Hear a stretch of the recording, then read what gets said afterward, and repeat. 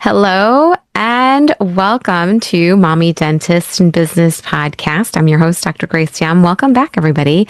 I absolutely love hosting this podcast. I've been doing it for 8 years. We've won many years of awards, and we get these awards because of our community and because of our listenership. I'm excited to introduce to you, everyone who's listening, a special guest, and we're going to go and do a deep dive about his company and how it all fits with technology and what we are moving into in 2026. So welcome to the show, Steijn Pelle from Lassie. You are the CEO and co-founder. Welcome to the show. Thank you so much for having me. I'm excited to be here and spend time together with you in the community. Absolutely. We look forward to getting to know you better. I would love for you to tell everyone a little bit about yourself, what you do, and how you got to where you are today. Absolutely. So my name is Steijn, and I'm indeed the CEO and co-founder of a company called Lassie AI. What we do is we help practices, or already many in the community, to automate a lot of the paperwork and the billing in the practice with the AI that we built. So that's what I'm doing nowadays, and I bet we will spend a lot more time together on where we're heading, right? Because I'm in Silicon Valley, literally almost neighbors with ChatGPT, where they're building like that, and we're building AI ourselves that is loved by everyone. Before that, I actually grew up in the Netherlands, in a city outside of Amsterdam. And my grandfather was a small business owner, so you can imagine that helping the community out feels almost like going back in time. He didn't have a dental practice, but he had a butcher shop, a small one. But it was really fun to see that back in the days. And then mid-20s, I moved from the Netherlands to Silicon Valley, where I'm based right now, because I think many people in this country had an American dream, because I kept on reading about all the apps that were built on people's phones. So then I thought, if I have that dream myself, I should just pack up 2 bags in my case and then move to Silicon Valley. And that's what I did. So I worked for companies you might have heard of, like Robinhood. I was a very early employee. Yes. Coinbase was a very small company when I was there. I was an early leader there. And then after I helped to build these companies, I thought I was ready to start my own company and live my American dream. And here we are, helping dentists here we automate are. the paperwork. Wow. Well, that's fantastic history. Yep. I'd love to know how did you get I guess, I don't know if you found Max or Max found you from Lassie. How did that all work? Yeah, sure. Yeah, a question I get asked a lot as the co-founder, right? It's how do you end up from working on all these companies like Robinhood and Coinbase and then starting to help out all the dentists in America? Because that maybe wasn't on my bingo card after I moved 10 years ago from Amsterdam. Yeah. No, for me, it started actually with a mommy dentist. Her name is also Grace, funnily enough, Dr. Grace Kwan. And she worked in Menlo Park, where I worked as well for Robinhood at the time. Okay. And I vividly remember, because of course I was a couple of years in the States and I was ready to start my own company. So I looked for very interesting problems to solve. And I vividly remember then I walked into her office and we talked because we had actually her husband is the dentist that is my dentist still up until today. Wow. And I will never forget that she sat there at her front desk, lunch on the left side, a salad, and on the right side there was this Delta check, $6,000 and 50 EOBs.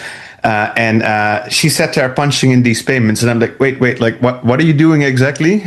She's Harvard-educated doctor, runs her own practice. At Stanford, does more complicated cases, so very clinically, very, very good. And then I found her as a doctor coming from the Netherlands. It was a big surprise to me, doing all this billing work because she didn't have someone to do it for her. And that got me really intrigued and I wanted to learn more. And then long story short, I took a 9-to-5 job, which was also a little surprising for Dr. Kwan of hey, you want to come work for me and then help punch in the payments? I said, absolutely, because that's how I really learn how we can automate this. And at the time, AI became better and better. And given my background in technology, I found it a super interesting problem. And the more doctors I talked to, the more I realized all of you like have this problem, right? Where you submit the claims by hand and you post the EOBs manually, and then you manually cash the checks and reconcile them, and you bill the patients by hand. And I thought, wow, like that should be like done by software, and the team should get help from AI. So that's how I get into this, like thanks to another mommy dentist. So shout out to Dr. Kwan in Menlo Park. I love that. That's a great story because automation is so key. And the more time you spent doing things manually, the more room for error, right? And I think I've been in dentistry for a long time, since, like over 30 years. And I think of everything that we did by hand, right? Yeah. And then everything, like slowly technology has been rolling over. Yeah. I mean, even when I was in dentistry, when I first started, there was no website. No. It was crazy, all, right? The telephone book, right? Yeah. And so people would call you. It's amazing to see what has transpired in the past 30 years in dentistry about what has really helped move the needle in technology. And I'm glad that there's something now for the front desk, because when it is automated and when there is AI, there's less chance and less risk for human error. Yep. Somebody could type in, if the check was 5,400 and somebody transposed the numbers and put 4,500, that's $1,000 mistake right there of entering. Absolutely. So I do think that there's a really unique proposition here where this type of technology can really help dental offices. And so when you think about AI, right, for the dental office and what it should be doing, how do you think AI in the dental practice is going to be especially helpful for mommy dentists running practices? Yeah, totally. Because like I said, I'm the grandson of a small business owner, and I saw kind of like how much work you need to spend right now running the business, right? And then I met with Dr. Kwan and many Dr. Kwans, and I worked in their practices. I'm like, gosh, how do you do all of it? Like balance a family and then being a really good like dentist, and then basically also do all like the admin work. Which is why like I've been doing this for 5 years, and will do this like for a long time, because giving you time back, right? That you can either spend with the patients or with your family, or like you can finally go take a vacation, or all the stories, because we power more than 1,000 plus dentists that love us. A lot of people in the community, right, like are raving about it because it actually works, that our AI. And like they tell these stories that like, oh, I finally got my date night back. I'm not stressed anymore when I come back from my vacation in Hawaii, right? There's not a stack of papers and EOBs anymore that I need to post or my team needs to process. So I think that for me, the most joyful, and where I think this is going in 5 years from now as well, that you basically have most of your time back, like the good old days, if you will, to like spend time like with patients. And then your team can really do like patient care, so they can kind of like be there to greet patients. But the rest will all be done by AI. So it will help the team submit the claims without errors, and not get behind on that. It will, what we already do today, right? Like post the actual EOBs like with the AI agent. So it will for you grab all the EOBs from all these insurance companies and all the checks, make sure that they end up in the bank account, so your money just shows up and you don't have to worry about that. And then all the EOBs are correctly posted in the practice management systems with the write-offs, like with the notes. And to your point, like once you train the AI, it's always gonna reliably do that the way you want it, right? Like the D1206 will be written off or not written off if that's what you want, and the AI is gonna do that. It's never getting sick. So I think that's where we're heading. That like and like I said, I'm in Silicon Valley. My friends work at all these like AI companies that we under the hood also like use, because it's fully automatic, right? What we've built. There are no people in the loop here after you trained it.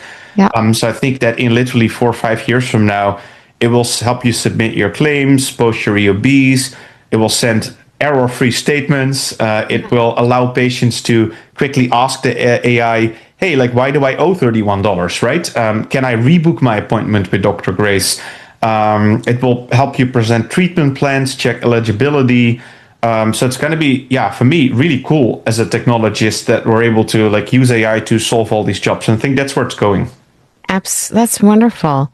I think that it's really interesting that, what I'm hearing is just more efficiency, time reduction, less stress. Those are just the concepts of where artificial intelligence is helping, especially mommy dentists, get their time back.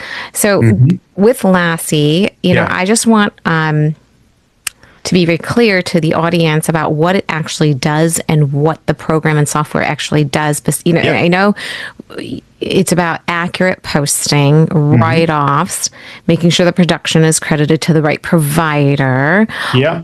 Like, how does Lassie work? And then when it's posting insurance, right, is there any kind of legal or limitations depending on each state?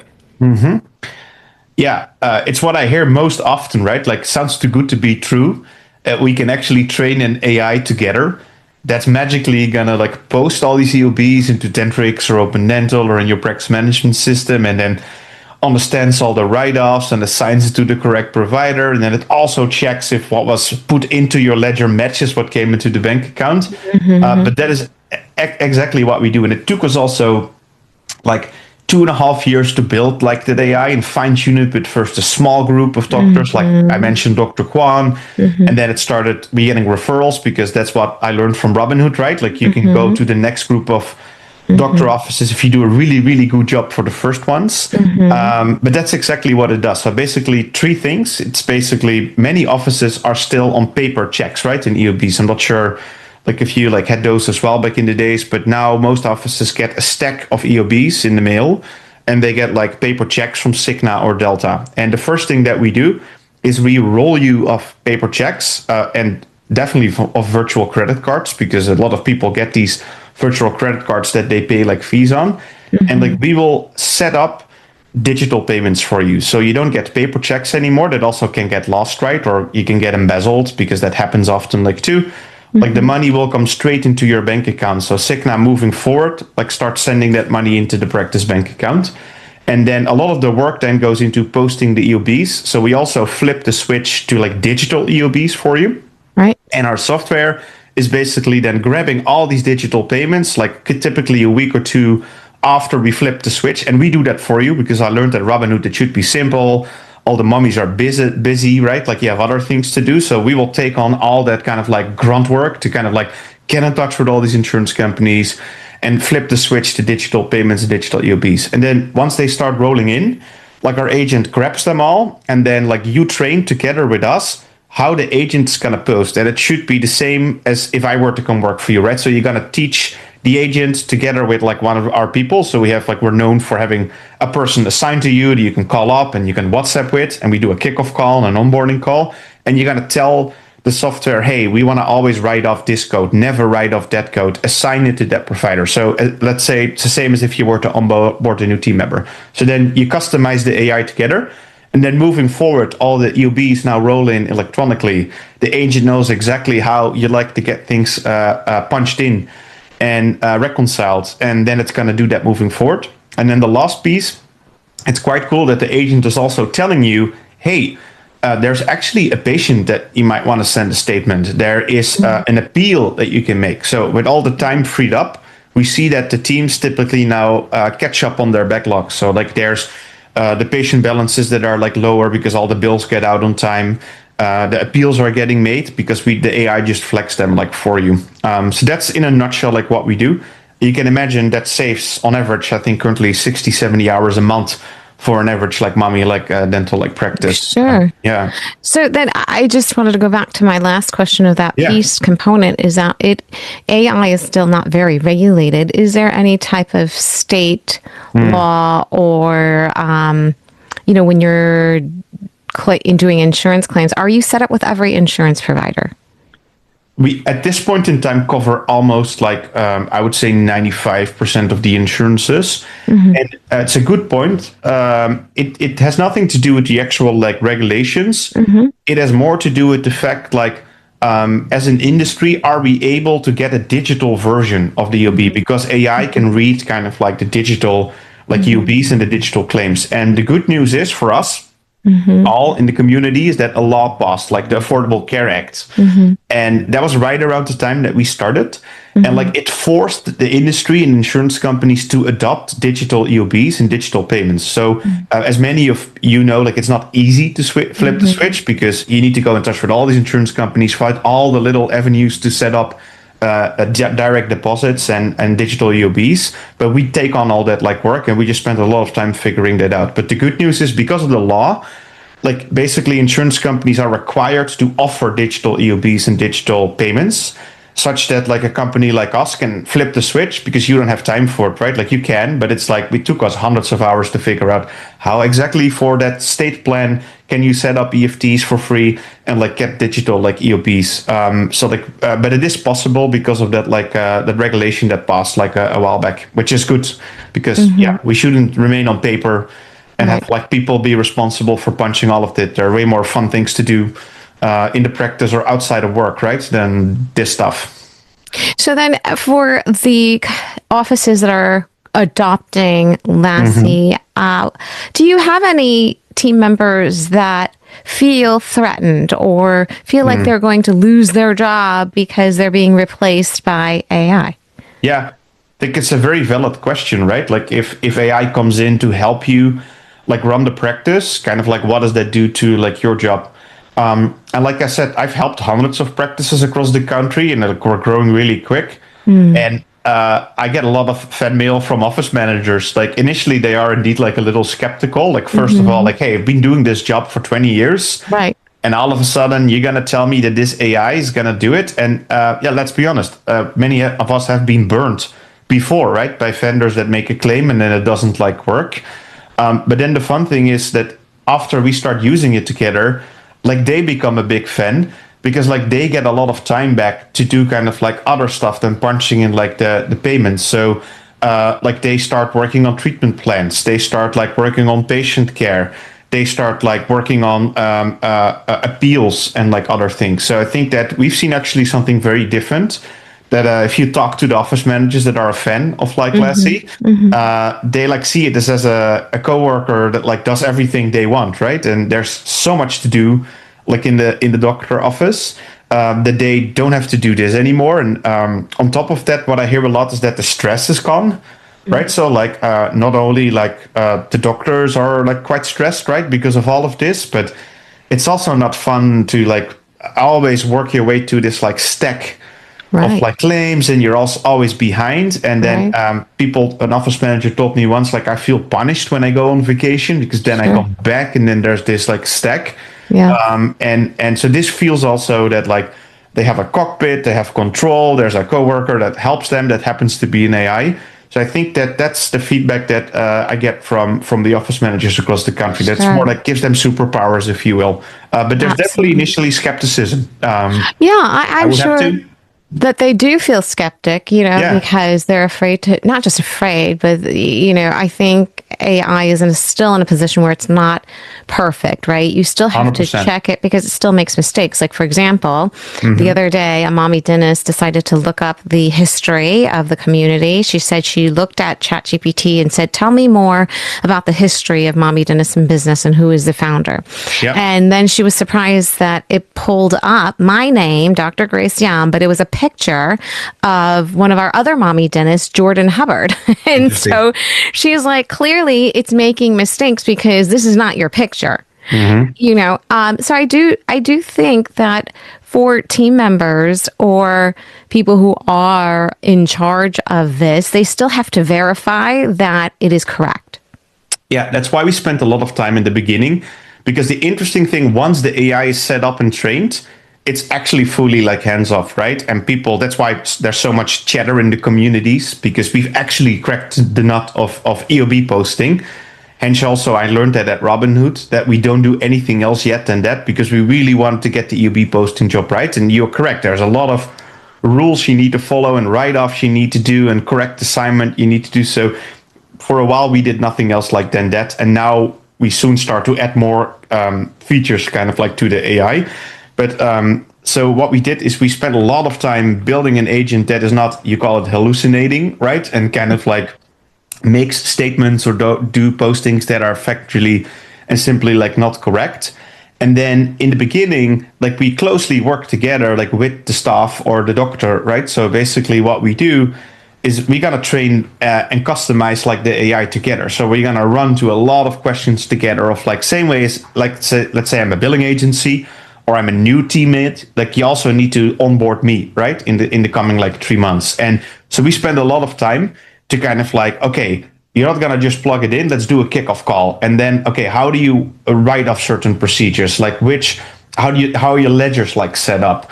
Like what are other kind of like exceptions? So we're gonna go to all of those like details, and then after we do the kickoff, there's then like a training, and then we literally gonna pull up postings like, and then let's tear it like down together. Of like, hey, what about this EUB? Is that like correctly like posted? How about this EUB? And then at some point in time, the same as if I was a really good coworker, right? Like you're like, yeah, you got this, like you know how to do this, and then it's trained. So, but you are correct that in the beginning, it's very important, like that we closely like work together, and that the AI is customized for you, so it doesn't all of a sudden start like hallucinating and doing things that like make your life more complicated, right? And then because there's a lot of impact if you incorrectly post EOBs, right? You're gonna maybe not correctly appeal claims. You're gonna incorrectly bill patients that lead to a Yelp review of like, why did I get this bill? So that's why like it's super important that we went heads down building an AI agent that actually works for more than 2 years. And then secondly, that in the beginning, you closely work together. And then now, because we already are in so much offices, and that's the cool thing about AI, it's trained by so many brains across like the country that like it's really smart, right? And soon it is kind of like, hey, plug in a coworker that has worked in 10,000 offices before and has seen basically everything under the sun. So that's, I think, so cool about it. You know, I think it's so cool because I know that insurance companies are also using AI. And so should there be less back and forth? You know how sometimes we have to write an appeal or we have to write letters to the insurance companies saying why this is necessary or a medical necessity, etc. But do you see by using Lassie, there's less of that? It's a good question. That's where we're heading, right? So it basically will be your Lassie agent for you will talk to kind of like other agents, like, and that's 1 to 2 years out, believe it or not. You might not comprehend that because most of us are far away from like where this all is getting built, right? But I'm for us in Silicon Valley, and I see kind of like what is happening. And you are correct. So what we're working on, for example, I haven't announced that, so you know, little spoiler, kind of like for people in the community, because it's very much requested. It's like, all right, it's great, you now post my EOBs, but can't you also help me file a claim, right? Like let me build a narrative at the correct X-ray, then kind of like let the agent like submit it out.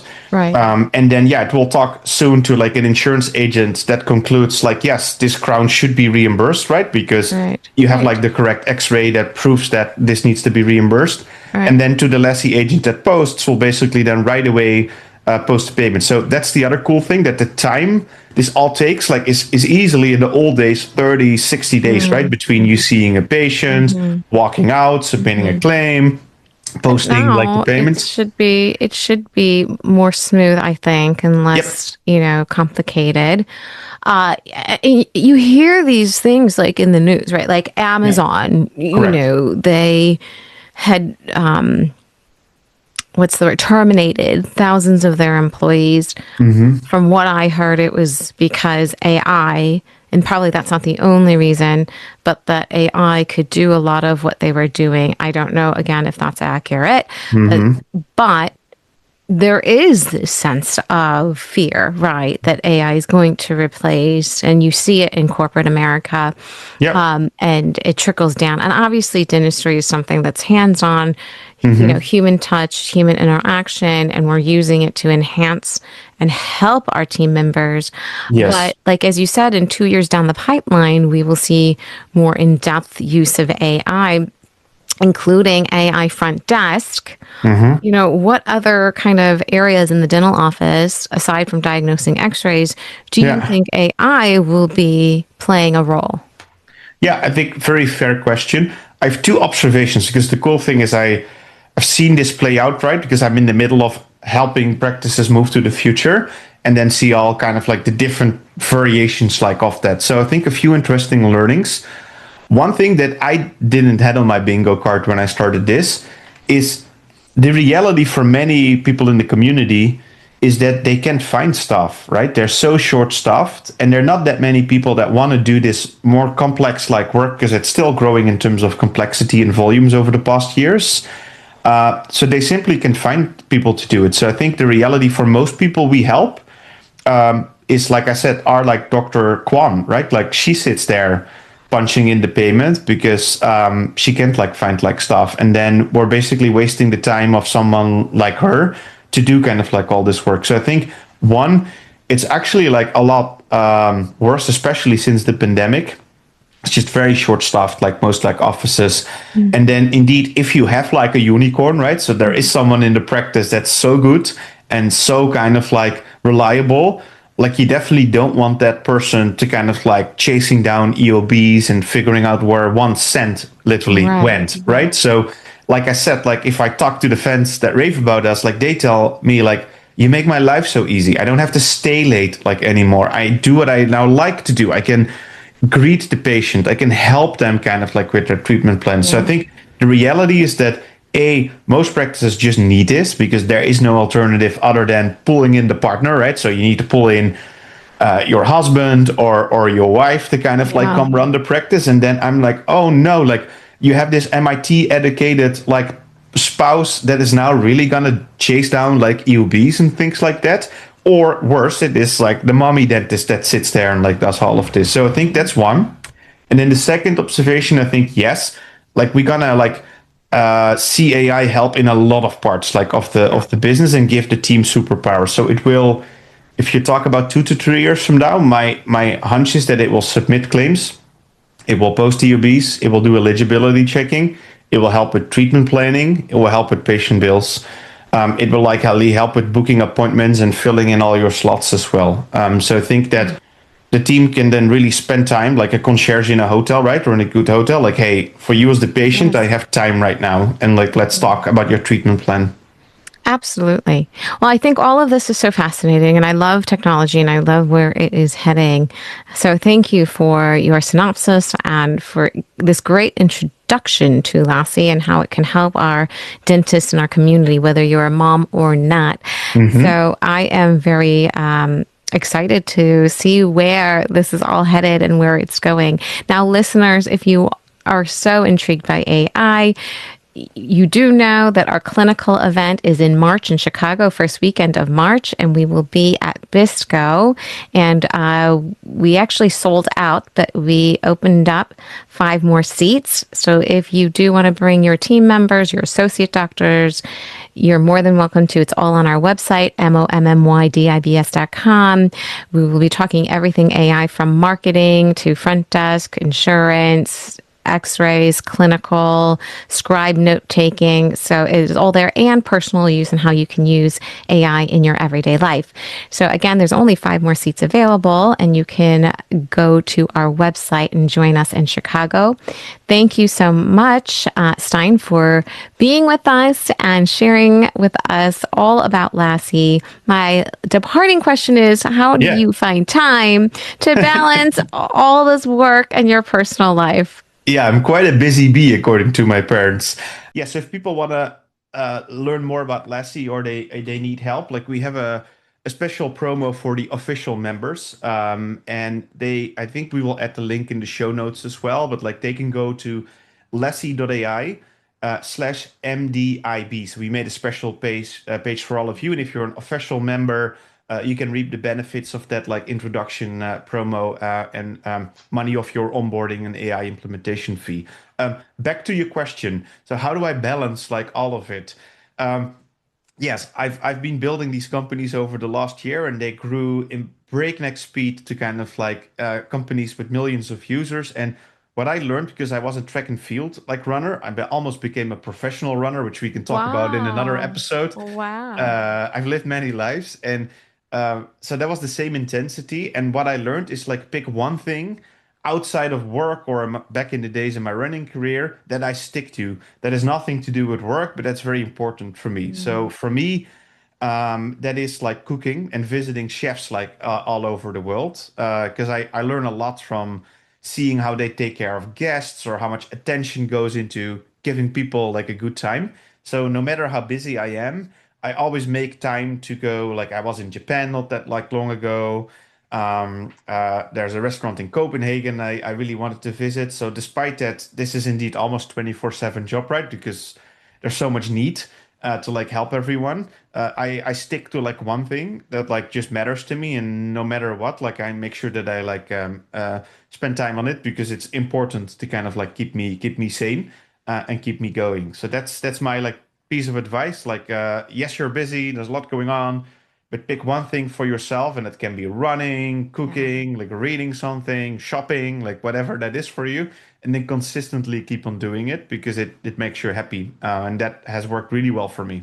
I love that. That's really great advice. And yes, find something that you're passionate about. Yep. Thank you so much for that. And thank you again to our wonderful community of listeners. You guys are amazing. And thank you for being such a wonderful part of our community. Thank you again, Stein, for being here with us today. And if you feel obliged or you feel moved, please leave us a 5-star review on your favorite platform. And on that note, I want to say thank you and goodbye, and we'll see you next time. Bye, everyone.